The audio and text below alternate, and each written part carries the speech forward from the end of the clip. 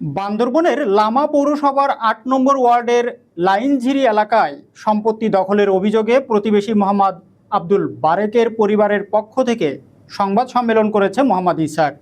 মঙ্গলবার অর্থাৎ ১৭ June Lama press ক্লাবে আয়োজিত এই সংবাদ সম্মেলনে মৃত হানিফ ভান্ডারীর পরিবারের বিরুদ্ধে একের পর এক হামলা, মামলা ও মিথ্যা অপপ্রচারের অভিযোগ তোলা হয়।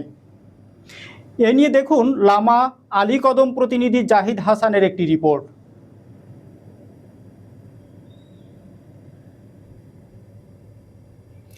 তীব্র গরমে জনজীবন বিপর্যস্ত, রাস্তায় সবচেয়ে কষ্টে খেটে খাওয়া ভ্যান চালকেরা। গরমের ছায়া ঈদের আশ্রয়, মানবিক দায়িত্ববোধে উজ্জ্বল ইউএনও আবু নওশাদ। বাগেরহাট কচুয়া প্রতিনিধি মোহাম্মদ মুন্না শেখের পাঠানো তথ্য ও ভিডিও চিত্রে দেখুন বিস্তারিত। নিষিদ্ধ ঘোষিত ছাত্রলীগের সদরপুর উপজেলা শাখার সভাপতি মশিউর রহমান মিমকে গ্রেপ্তার করেছে পুলিশ। রকনুজ্জামান সদরপুর প্রতিনিধি এর পাঠানো তথ্য ও ভিডিও চিত্রে দেখুন বিস্তারিত।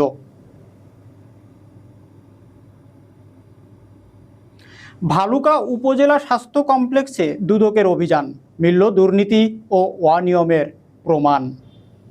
ভালুকা ময়মনসিংহ প্রতিনিধি মোহাম্মদ হুমায়ুন কবিরের পাঠানো তথ্য ও ভিডিও চিত্রে দেখুন বিস্তারিত।